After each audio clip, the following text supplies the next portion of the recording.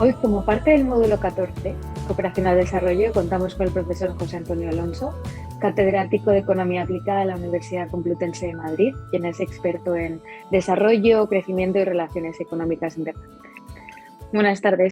Muy bien. En primer lugar, señalar que me siento muy contento de poder contribuir a esta actividad y a esta celebración, ¿no? de un curso en el que participé en distintos años, pero al que siempre seguí con mucho cariño, ¿no? Un placer. Si pudieses, José Antonio, contarnos un poco sobre las tendencias de cambio en el sistema de la cooperación internacional que ha habido en los últimos años. Las tendencias de cambio en el sistema de cooperación. Lo primero que habría que decir es que el mundo ha cambiado mucho respecto de aquel en el que se creó el sistema de cooperación, ¿no? El sistema de cooperación se crea y sienta sus bases al salir de la Segunda Guerra Mundial, y a aquel mundo al que pretende responder el sistema de cooperación, pues digamos, es muy distinto del mundo actual. Y por tanto, la cooperación se siente en estos momentos obligada a cambiar, y yo creo que está cambiando, y ahora voy a referirme a algunos de los principales cambios, pero he de decir que lo más importante de todo es que es la propia realidad la que ha cambiado y la que ha obligado a ese sistema de cooperación a modificar su morfología, ¿no? Su composición.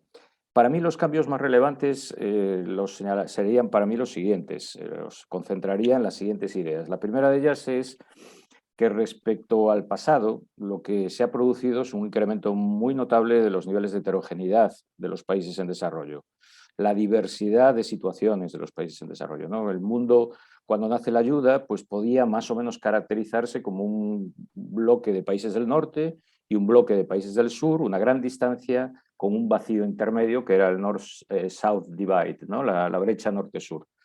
Yo creo que eso ya no representa la realidad actual. Es cierto que sigue habiendo un grupo de países ricos, y también es cierto que existe un grupo de países notablemente pobres, ¿no? Pero el grueso de la población mundial y del número de países en desarrollo está justo en el intermedio de esto, ¿no? No es ni totalmente rico ni totalmente pobre en esta gama de situaciones a la que estoy refiriéndome. Y esto obliga al sistema de cooperación a, digamos, tratar de lidiar, de gestionar la diversidad. Las agendas han de ser distintas, no es lo mismo lo que necesita Brasil y cómo se puede cooperar con Brasil que con Burundi. Este es un primer desafío al sistema de cooperación. Vinculado a este desafío se produce uno segundo, bueno, varios más. Me voy a referir a uno segundo, que es el que tiene que ver con la composición geopolítica del sistema internacional en el que la ayuda opera. Cuando nace la ayuda, el sistema era claramente dual, con dos bloques confrontados, y estaba latiendo un proceso de descolonización. Y la ayuda se utilizó geoestratégicamente por algunas de estas potencias para tratar de generar, digamos, cohesión en el seno de cada uno de los bloques, evitar que la desigualdad internacional en un contexto de descolonización hiciera que los países en desarrollo, digamos, se saliesen del bloque de aliados para terminar en el bloque enemigo, por decirlo de alguna manera. Esta instrumentalización de la ayuda se produjo durante todo el proceso de la Guerra Fría. Ahora yo creo que vamos a un mundo mucho más multipolar asimétrico, por supuesto, pero mucho más multipolar, y en donde parte de las nuevas potencias globales y regionales son países en desarrollo de renta media, pero que por su dimensión y también por sus logros económicos, pues tienen una capacidad de presencia en el escenario internacional y de voz que es muy relevante. Por tanto, ya esta configuración del sistema internacional hace que la ayuda no pueda y la cooperación no pueda verse exclusivamente, como se veía en el pasado, como una política de los países ricos. No, es que ya muchos países en desarrollo, estas nuevas potencias, pero también otros que no lo son tanto, pero que sí han alcanzado logros, tienen sus propias políticas de cooperación, en este caso de cooperación sur-sur, que son muy activas y que las han generado en el marco de un discurso, de una narrativa que es relativamente distinta a aquella con la que se constituyó la cooperación al desarrollo en el pasado. Un tercer cambio importante que enlaza con todo lo que estoy diciendo es que no solo se ha producido digamos, cambios en la configuración del sistema internacional, sino que esos cambios tienen consecuencias en términos de la desigualdad internacional, que es un objetivo clave de la cooperación al desarrollo, y en la pobreza, que es otro objetivo central, ¿no? El combate contra la pobreza. Digamos que cuando nació el sistema de cooperación había una coincidencia sustancial entre países pobres y personas pobres. Digamos que el grueso de las personas pobres estaban en los países pobres. De hecho, en 1990, el 90% de la población pobre, calificada de acuerdo con el Banco Mundial como pobreza extrema, estaba en países de baja renta. Sin embargo, hoy la realidad es que más del 60%, casi el 63% de la población pobre radica en países de renta media. Entonces aquí ya surge un primer problema, ya no hay esa digamos, correspondencia entre países y personas. Los pobres no siempre están en los países más pobres. Pero a la vez esto plantea una segunda derivada importante a reflexionar, y es que si los pobres, si una parte de los pobres están en los países de renta media, es porque en esos países que ya han avanzado en su nivel de progreso, por eso están en el grupo de renta media, no están distribuyendo bien su progreso. Es decir, es un problema no solo de distribución internacional, que era lo que se pensaba al inicio de la ayuda, sino un problema de distribución en el seno de los países, de desigualdad en el interior de los países. Entonces, esto también, digamos, obliga a la cooperación a reflexionar acerca de su tarea para no solo corregir desigualdades internacionales, sino para estimular también la corrección de desigualdades domésticas. Dos factores de cambio, tres factores de cambio más. Un factor de cambio más es que cuando nació la ayuda, digamos, para los países en desarrollo, los fondos oficiales, y la ayuda es un fondo oficial, o sea, son recursos oficiales provenientes de los presupuestos de los países donantes, eran el componente fundamental de la financiación de los países en desarrollo. Todavía en los años 70, el 80% de los fondos que recibían los países en desarrollo eran fondos oficiales.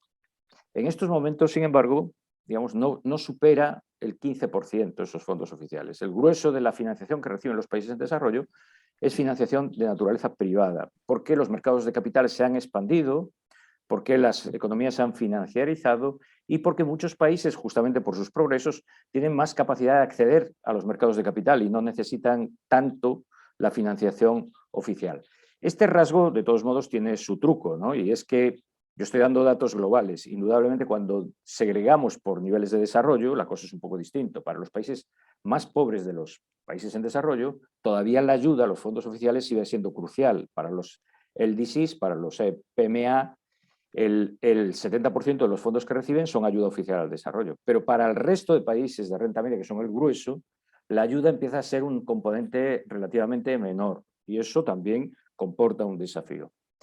Y penúltimo cambio que querría señalar es el que tiene que ver con el hecho de que cuando nace la ayuda es una política fundamentalmente pública. En los años 80 esa política se hace más compleja porque incorpora fundamentalmente a la sociedad civil organizada, es decir, a los actores, digamos, que operan bajo criterios que no son de mercado, podríamos decir así. Pero en la realidad ahora ya ese sistema se ha hecho mucho más complejo y hoy no solo operan instituciones públicas, operan ONGs, operan empresas, fundaciones corporativas de empresas, operan fondos institucionales generados por los países, fondos soberanos. Es decir, el sistema de cooperación se ha hecho mucho más complejo, mucho más abierto, y esto plantea potencialidades, porque indudablemente si hay más actores generando recursos con impactos de desarrollo, pues es útil para los procesos de transformación, pero también plantea desafíos en cómo coordinar todos estos actores y cómo preservar el sentido de la política de cooperación, ¿no? Es decir, que no se ponga al servicio de propósitos que son ajenos. Y ya el último rasgo que me parece muy importante es el que tiene que ver con el hecho de que cuando nace la ayuda, digamos que se entendían los procesos de desarrollo como procesos fundamentalmente centrados en el ámbito nacional. Y de hecho la ayuda es recursos que se dan de un país a otro país, ¿no? Pero ahora que tenemos la convicción de que cada vez más el entorno internacional condiciona las posibilidades de desarrollo, ¿no? Que hay ámbitos que no se pueden resolver desde políticas estrictamente nacionales, pensamos en el cambio climático, ¿no? Son ámbitos propios de bienes públicos globales que son absolutamente cruciales para el logro de objetivos de desarrollo.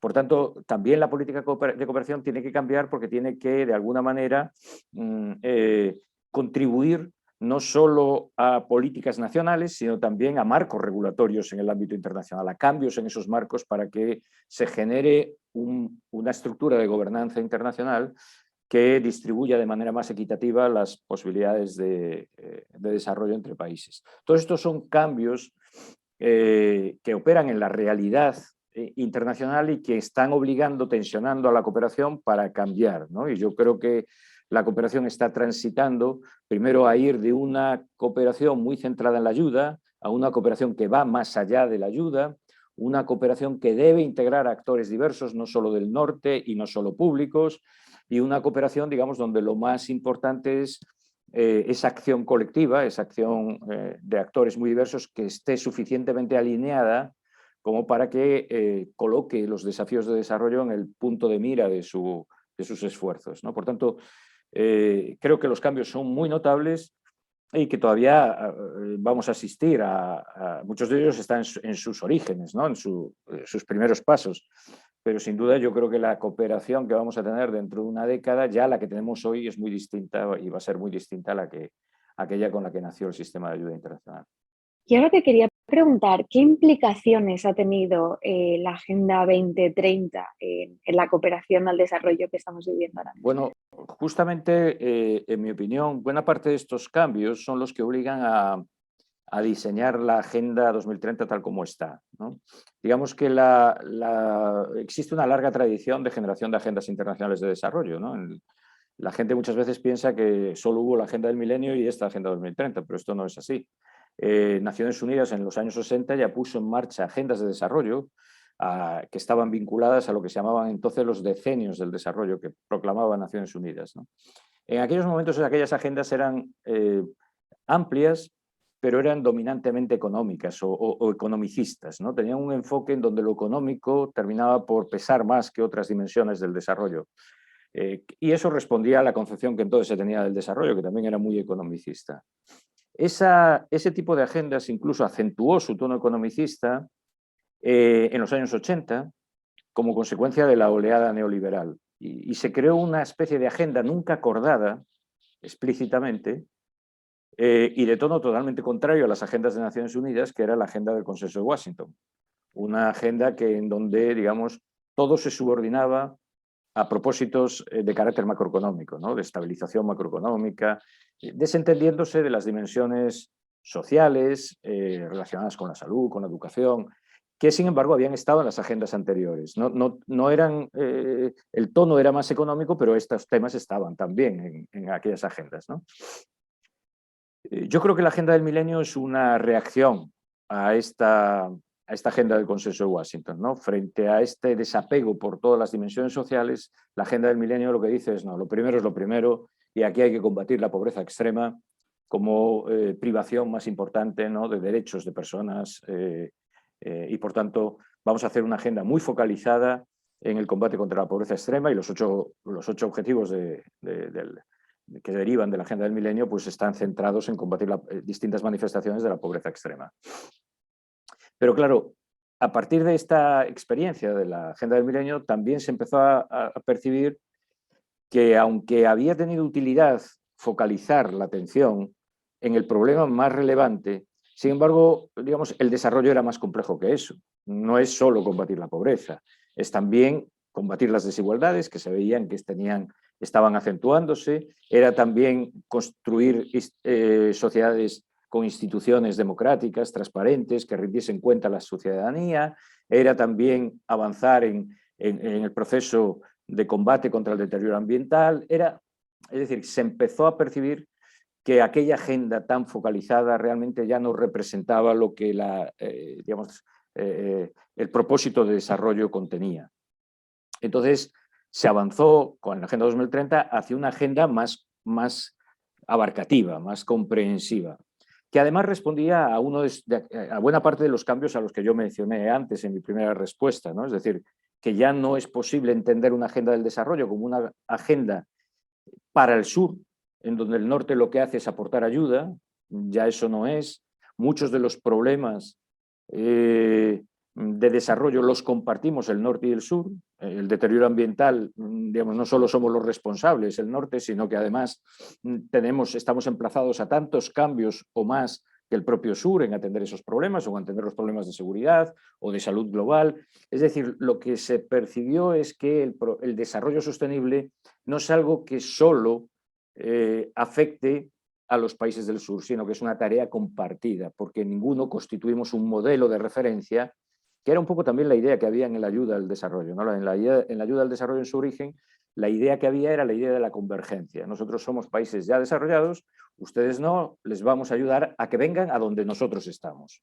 Pero nosotros hoy no somos modelos, porque si ellos hicieran el mismo proceso de transformación que hicimos nosotros, el mundo no sería sostenible, ¿no?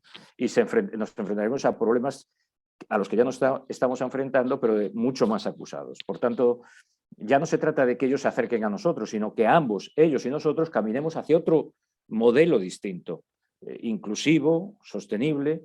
En buena medida, aunque nombramos ese modelo, no sabemos qué hay detrás de esas palabras, ¿no? No sabemos cómo construir un modelo sostenible, pero ese es el desafío.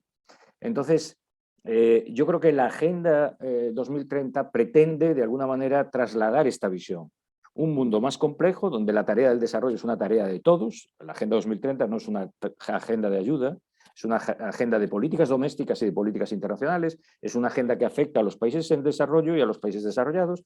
Por tanto, un proceso de transformación en el que todos estamos implicados, que requiere una movilización de recursos que trascienden a la ayuda internacional, pero que requieren cooperación, no solo para el alineamiento en torno a objetivos compartidos, sino también para atender problemas que son, digamos, que solo se resolverán si sumamos los esfuerzos y actuamos conjuntamente. El cambio climático, de nuevo, puede ser el modelo, pero también la protección de la biodiversidad o cualquier otro que pensemos. Entonces, yo creo que la Agenda 2030 plantea un desafío para la cooperación porque importante, en primer lugar porque le enfrenta a una agenda mucho más comprensiva, mucho más abierta, obliga a pensar que la cooperación es solo una parte de los procesos de transformación que se requieren, ¿no? Que una parte importantísima de esos procesos son políticas domésticas, son decisiones sobre recursos presupuestarios de los países, porque además, digamos, obliga a pensar en una acción de cooperación mucho más integradora de actores. Parte de los objetivos no se pueden resolver o no se pueden alcanzar sin el concurso del sector privado, por ejemplo, la creación de empleo o la transformación de las pautas de producción. Por tanto, digamos, ya no es una política, no es una agenda solo de los gobiernos, es una agenda que emplaza al conjunto de la sociedad, y la cooperación al desarrollo debe de ser un mecanismo que responda a esos desafíos de integración de actores, de movilización de recursos, muy por encima de lo que hasta ahora ha movilizado, y de atención a objetivos mucho más comprensivos en el ámbito del desarrollo, con una agenda también mucho más plural. ¿Y hacia dónde apunta la reforma de la cooperación dentro de la Unión Europea? Bueno, yo creo que la reforma de la cooperación de la Unión Europea también es un síntoma, si se quiere ver así, de este proceso de cambio al que estoy aludiendo, ¿no? De alguna manera, la política de cooperación de la Unión Europea ha tomado conciencia de que los desafíos de desarrollo en estos momentos son desafíos mucho más complejos de los que se pretendía contestar anteriormente con una visión de la ayuda limitada, ¿no? Focalizada. Todo lo que estoy diciendo, un paréntesis, todo lo que estoy diciendo de que hay que trascender la ayuda no le resta importancia a la ayuda. Quiero que esto quede claro. La ayuda va a seguir siendo crucial, especialmente para los países y para las poblaciones más necesitadas. O sea, la ayuda, que son fondos altamente concesionales, donde la donación tiene un peso elevado, va a seguir siendo un componente, en mi opinión, crucial. El tema es que no nos podemos quedar solo en las fronteras de la ayuda, ¿no? Tenemos que llegar a más recursos, operar sobre la fiscalidad internacional, operar sobre los acuerdos internacionales, etcétera, etcétera. Bueno, decía que la cooperación de la Unión Europea trata de responder a eso.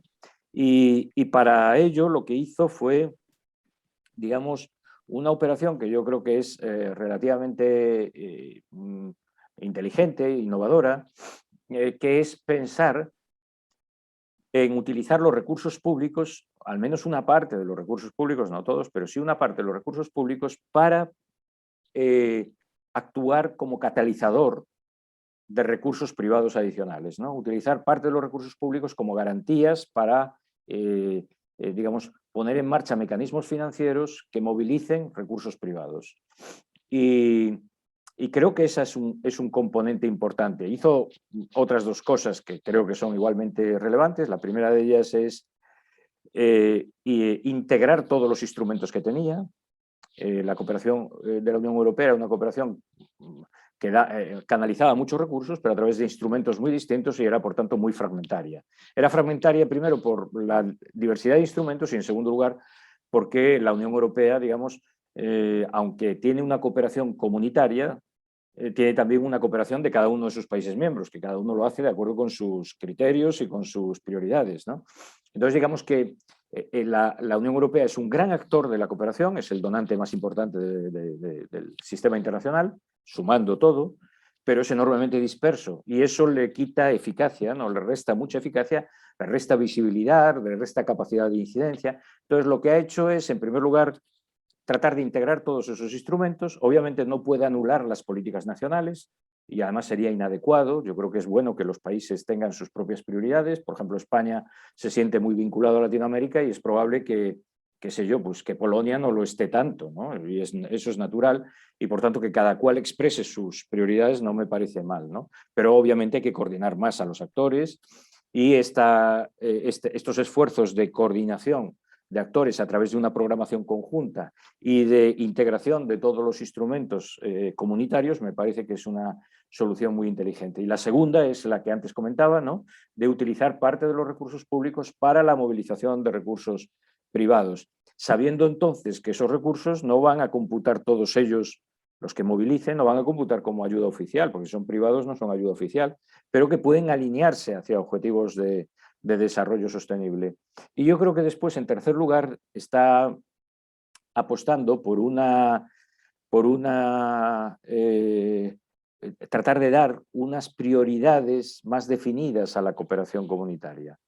Y esto a veces se plantea bajo un lema que se llama policy first. No sé si ya me lío, pero bueno, ahora mismo no recuerdo el lema, yo creo que es policy first.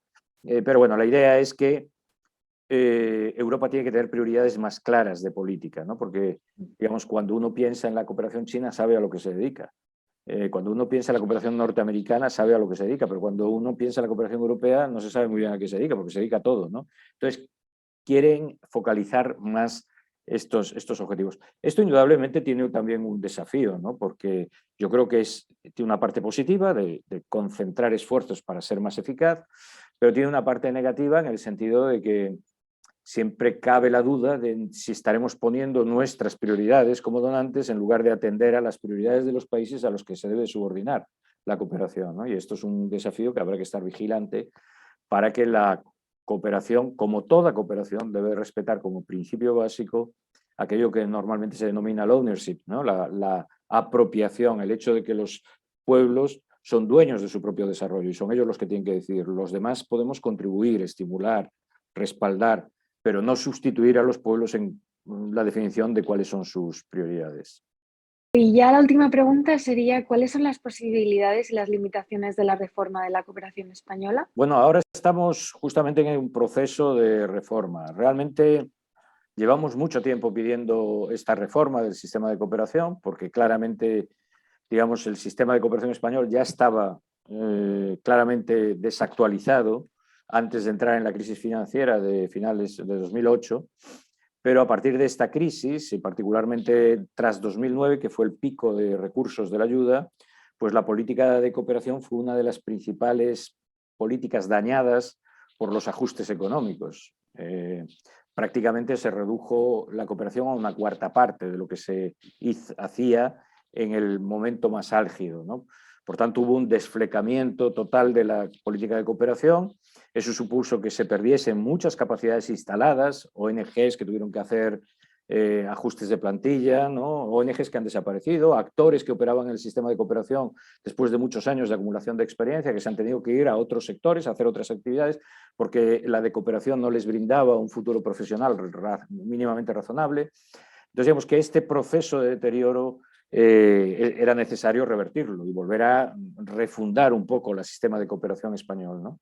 Entonces, desde muchos foros veníamos insistiendo en la necesidad de que había que poner en marcha un proceso de reforma que revitalizase la cooperación española, por una parte, pero no para reconstruir lo que teníamos, porque ya eso está pasado respecto a lo que hoy se necesita, ¿no? Sino para aprovechar esa reconstrucción para poner a la cooperación sobre unos nuevos rieles que sean los adecuados para el momento actual, ¿no?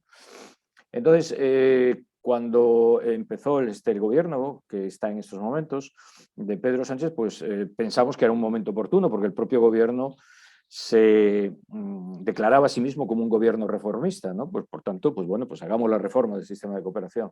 Lo cierto es que hubo 2 años de legislatura que se perdieron miserablemente, ¿no? Es decir, que no se hizo nada.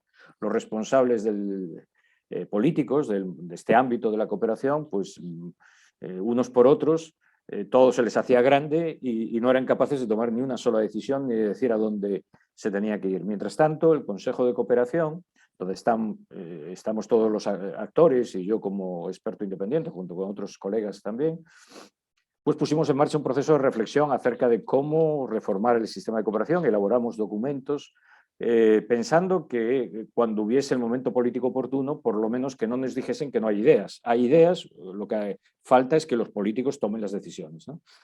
Ahora, yo creo que hay una mayor receptividad a esos documentos que han servido como inspiración al proceso de reflexión que ha puesto en marcha el gobierno, y se ha puesto en marcha un proceso de elaboración de una nueva ley de cooperación, que puede ser, yo la entiendo, no como el punto de llegada del proceso de reforma, porque la ley todavía no da respuesta a ese cambio que yo creo que tiene que haber, pero sí como un punto de partida de ese proceso, ¿no? Un primer paso para sentar las bases de un proceso de reforma.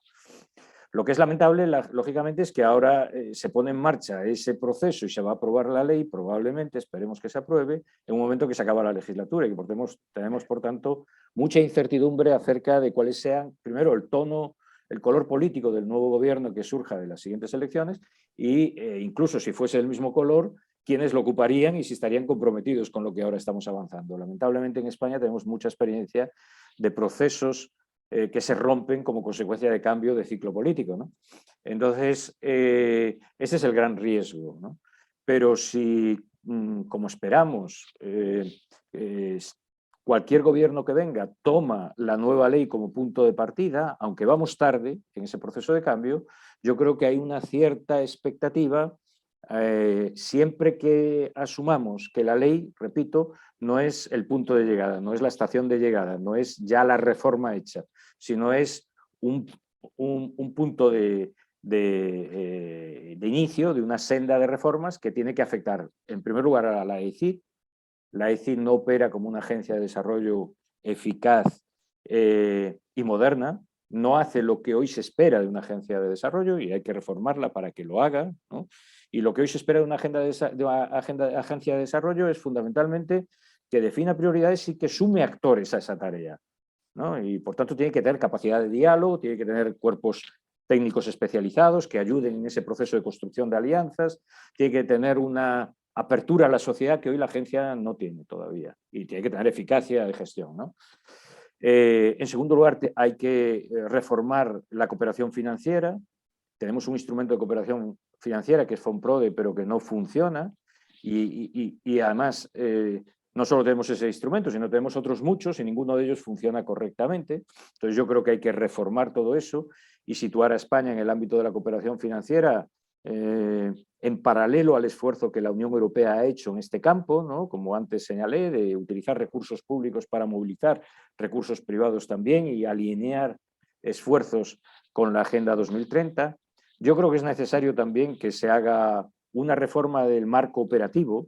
El marco de la acción de la cooperación está muy condicionado por normas como la ley de subvenciones o la ley de contratos del Estado, que son normas pensadas para operar en el mercado doméstico. Pero claro, es que la cooperación no opera en el mercado doméstico. Entonces, son normas muy restrictivas y nos dificultan mucho a los actores, pero particularmente a la agencia, le dificultan mucho comportarse como una agencia eficaz, ¿no? Entonces, hay que modificar esa estructura normativa y probablemente también haya que hacer un nuevo estatuto del cooperante, ¿no? Una nueva regulación de la gente que se dedica a esta actividad. Entre otras cosas, hay que hacer que esta actividad no solo sea una actividad más, digamos, movilizadora de la opinión ciudadana y de los recursos y de los esfuerzos de los ciudadanos solidarios y de formación en valores, ¿no? De compromiso global, sino que también yo creo que debe ser una política que nos ponga en común, que nos sume, ¿no? que permita que universidades trabajen con ONGs, que ONGs trabajen con empresas y con universidades, etcétera. Es decir, ese es el tipo de cooperación que se demanda, porque los problemas a los que nos enfrentamos son complejos y nadie tenemos la solución. Y por tanto, lo mejor que podemos hacer es ponernos a trabajar conjuntamente en esos problemas. Entonces, resumiendo, yo diría, la tarea de reforma es muy ambiciosa si queremos poner a la cooperación española al día. Lo que se ha empezado es todavía solo un pequeño capítulo y tiene el riesgo de que el proceso político lo agoste, lo interrumpa, ¿no? Pero bueno, yo confío en que la presión de la sociedad organizada y de la no organizada y de la opinión pública sirva para presionar a quienes ocupan cargos de responsabilidad para que esta tarea de la reforma de la cooperación no se posponga y realmente España pueda cumplir con su misión. Yo creo que la sociedad española, todas las encuestas lo revelan, es una sociedad bastante comprometida con valores de solidaridad, ¿no? Entonces lo que necesitamos es que nos den los medios, se pongan los medios desde las instancias públicas para que esto se exprese de una manera eficaz y poderosa, ¿no? Y eso es la reforma de la cooperación. Pues nada, muchísimas gracias por participar y estar hoy con nosotros.